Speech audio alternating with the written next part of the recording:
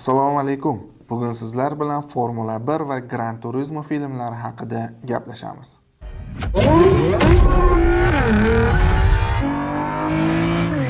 Tezlik, uning ortidan yurak urishi, ruhiy kurash, motivatsiya. Bugun gaplashadigan ikkala filmimizda ham ana shu jihatlar asosiy o'ringa chiqadi. Dastlab Formula 1 filmiga to'xtaladigan bo'lsak, unda mashhur aktyor Brad Pitt ishtirok etgan. Brad Pittning personaji Sonny Hayes bo'lib, Sonny bir paytlar juda ham mashhur poygachi bo'lgan, juda ham ko'p sovrinlarni yutgan va mudhish falokatdan keyin faoliyatini to'xtatishga majbur bo'lgan. Oradan 30 yil o'tib, u yana katta sportga qaytishga qaror qiladi va budjet jihatidan kichkinaroq sovrin yutishga harakat qilayotgan, sovrin yutishga da'vogar emas, harakat qilayotgan jamoaga yordam berishga qaror qiladi va kino asosan mana shu voqealar atrofida kechadi. Filmda hamma narsa juda ham real qilib ishlangan va o'sha kinoni ko'rish davomida siz bevosita o'sha poygalarda ishtirok etayotganday tasavvur qilasiz o'zingizni. Ushbu filmning o'ziga xos qanaqa jihatlari bor? Bu filmdan o'zi nimalar olish mumkin? Eng birinchisi qayta olish. Bunda o'sha Sonny Hayes bir paytlar o'sha poygalarni cho'qqisiga chiqa olgan, juda ham mashhur poygachi bo'lgan, lekin o'sha oradan uzoq muddat katta sportni tark etganidan keyin yana o'sha cho'qqiga chiqish uchun qayta olish, bu o'z insonni o'ziga o'zi chaqiriq bera olishi juda ham bir katta narsa va filmda ana shu narsa juda ham yaxshi ochib berilgan. Undan tashqari jamoa. Men o'zim ham Formula 1 ni juda ham qiziqib kuzatmasam ham ba'zi poygalarni ko'rib turaman. Endi qonun qoidalarini juda ham yaxshi tushunmaganim uchun muntazam ravishda tomosha qilmayman. Endi baribir biz erkaklarning qonimizda bor, poygalarni, mashinalarni juda ham yaxshi ko'ramiz. Shu jihatidan Formula 1 ham o'ziga tortib turadi ba'zida, lekin o'sha tomosha qilayotganimda faqatgina o'sha mashina va uning poygachisi, uni haydovchisini ko'rganim sabab unda juda ham katta bitta narsa, katta bitta jamoa ishlashini unchalik balkim tushunib, anglab yeta olmagandirman. O'sha kinoda men bu biz ko'radigan narsalarimizni ortida nimalar joylashganini, ortida qanaqa ishlar bo'lishini juda ham ajoyib tarzda ochib bergan. Albatta, bunaqa filmlar juda ham ko'p. Masalan, Ford Ferrariga qarshi filmni ham olishimiz mumkin, lekin bunda ham juda ham yaxshi, mana shu jamoaviy ishga juda ham yaxshi urg'u berilgan. O'sha oddiygina poygachi millisoniyalarga to'xtab, yana o'sha shinalari almashtirilishi, ba'zi joylar texnik jihatlarini tuzatib berishlari va o'sha poygachi ketishida juda ham yaxshi ochib berilgan. Bittagina o'sha poygachini cho'qqiga chiqishida, sovrin olishida faqatgina u va mashinasini emas, butun boshli jamoani mexanizm bo'lib ishlashini hissasi kattaligi juda ham yaxshi ko'rsatib berilgan. Poygada ishtirok etayotganda albatta unda o'sha motivatsiya bo'ladi, unda o'sha hayajon bo'ladi, lekin o'sha butun boshli jamoa ham xuddi u bilan birgalikda hayajonda turadi, sergak bo'lib turadi. O'sha to'xtaganda sirazi shiddat bilan hamma narsasini to'g'irlash, almashtirish kerak va u yana qaytib chiqib ketish kerak. Mana shu joylarini ko'rganingizdan keyin butun boshli jamoa mexanizm bo'lib ishlagandagina nimagadir erishish mumkinligini ko'rsatib bergan.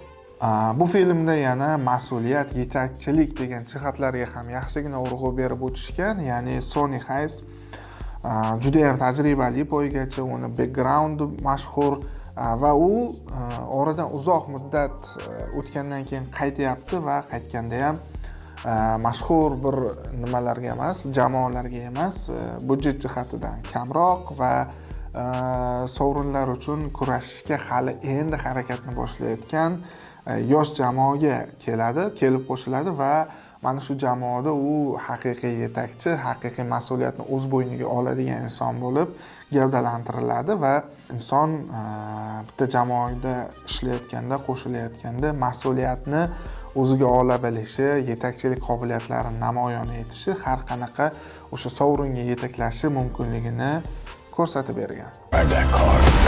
I will take that life, man. 1,000 times. Ana endi ikkinchi filmimiz Gran Turismoga ham biroz to'xtalib o'tadigan bo'lsak, bunda yo'nalish umuman boshqacha, lekin bu ham o'sha Formula 1dagi kabi poygalar haqidagi film.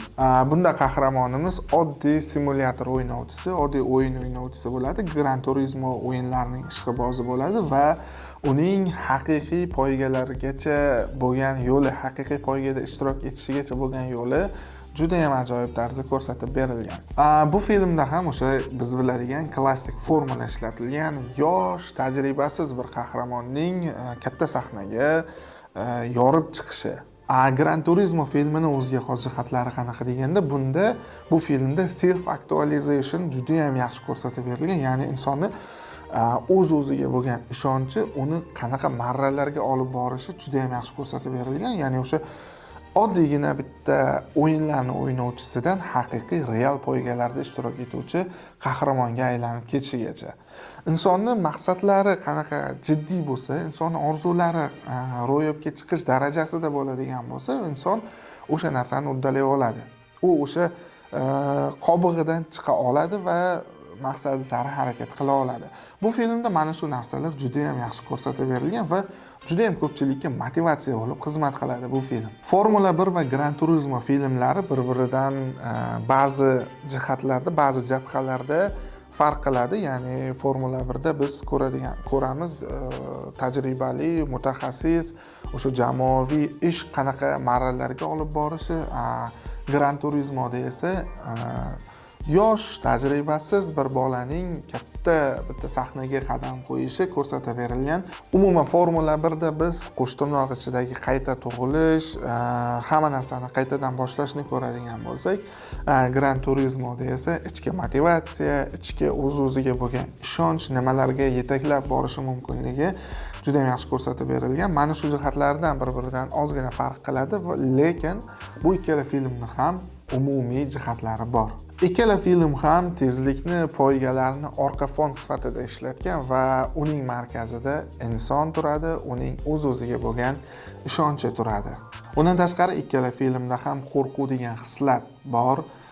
Formula 1da biz Sonny Hayes, bizning qahramonimiz qaytib olishga, yana hamma narsasini qaytadan boshlashda boshidagi o'sha startdagi qo'rquv bo'ladigan bo'lsa, Gran Turismoda esa umuman tajriba yo'q. Hamma narsani u nima deydi, shu paytga qadar u real poygalar emas, o'yin o'ynab yurgan bola va o'sha real poygalarga o'tayotgandagi bo'lgan qo'rquv. Ikkalasida ham qo'rquv degan xislat mavjud. O'zi umuman nima uchun men aynan mana shu ikkita filmga to'xtaldim? Juda ham ko'p poyga haqidagi filmlar, juda ham ko'p reytingi baland filmlar ko'p. Xudo xolasa biz hali gaplashamiz Ford Ferrariga qarshi filmlar yoki u tarixiy real voqealarga asoslangan Senna filmi haqida gaplashamiz, lekin men aynan nima uchun mana bu ikkita filmni tanladim? Bu filmlarda biz g'alaba deganda o'sha podiumga ko'tarilib boradigan insonni va o'sha sovrin ko'targan tomonini ko'ramiz, lekin buning ortidagi qanaqa mehnat, buning ortidagi qanaqa jamoaviy ish, o'zi umuman insonni ichki qo'rquvlarni yenga olishi, o'z-o'ziga bo'lgan ishonchlari hammasi kompleks qo'shilgandagina o'sha g'alabaga olib boruvchi yo'lni ko'rsatadi degan mesajni bermoqchi edim. O'shaning uchun aynan mana shu ikkita filmni tanladim.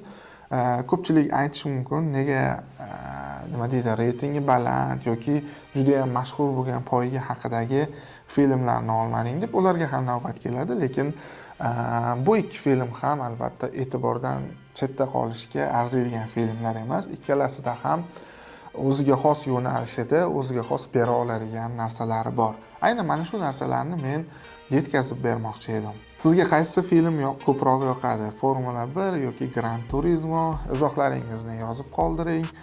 Umuman bu filmlarni ko'rgan bo'lsangiz, o'zingizni xulosalaringizni ham yozib qoldirsangiz juda ham xursand bo'lgan bo'lardim, chunki har bir filmda biz o'z-o'zimizdan kelib chiqib xulosa qilamiz. Balki men chiqargan xulosalar siznikidan farqli bo'lishi mumkin. Sizniki ham juda ham qiziq bo'ladi. Ha, aytgancha yana bir narsani aytish esdan chiqibdi. Kanalga obuna va qo'ng'iroqcha tugmalarini bosib qo'ying. Bu kanalda biz kinolar va kitoblar haqida suhbatlashamiz. Undan tashqari psixologiyaga ham alohida to'xtalib o'tamiz.